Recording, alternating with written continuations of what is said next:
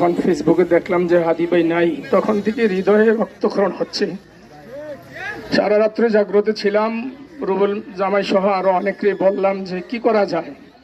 আমাদের এই বিক্ষোভ মিছিল থেকে, এই যুবকদের আওয়াজ থেকে একটাই দাবি যে হাদির খুনি যারা, তারা কোনো অবস্থাতেই যাতে কারো সহযোগিতার মাধ্যমে পলাইতে না পারে, সেজন্য সবাইকে সোচ্চার থাকতে হবে।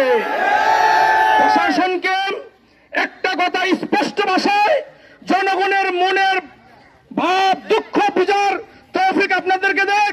আপনারা অনতি বিলম্বে প্রশাসন ইচ্ছা করলে 3 দিন না 3 ঘন্টার মধ্যে খুনিদেরকে চিহ্নিত করে বিচার করতে পারে। এখনো মেন খুনি ধরা হয় নাই, তার মানে পিছনে কারা আছে এটা জনগণ বুঝার বাকি নাই।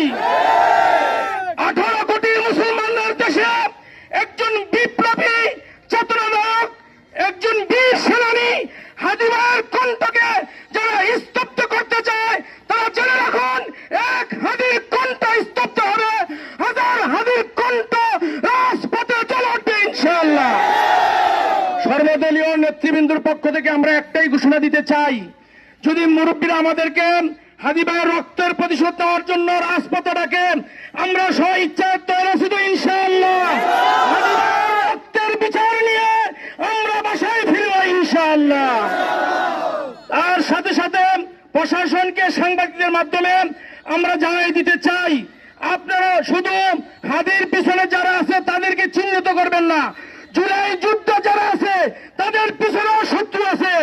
ভারতের আগ্রাসন, ভারতের যত কিছু আছে, আমাদের দাবি হলো সব কিছু বন্ধ করে দেন।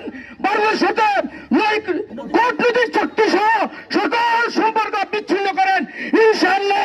মুসলমানদের সাথে আল্লাহ আছে, এই দেশকে অবশ্যই বিজয় দিবে ইনশাআল্লাহ।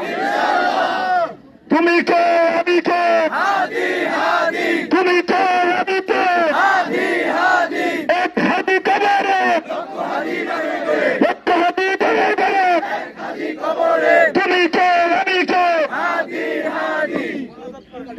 আমরা সবাই দোয়া করি। হাদি ভাই যাইবার সময় একটা কথা বলছিল যে আমার কোনো নিরাপত্তা লাগবে না, তবে আমাকে যারা গুলি করবে এই সন্ত্রাসদের বিচার হইলেই হবে, ঠিক না?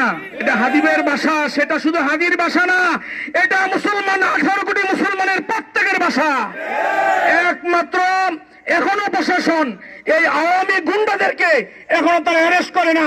কাদের প্রশ্রয়, কাদের সহযোগিতা তারা এখন উপায়ন করে, এটা আমাদের বুঝে আসে না। আমরা বলতে চাই, এক হাদির রক্তের বিনিময়ে পুরো বাংলাদেশ থেকে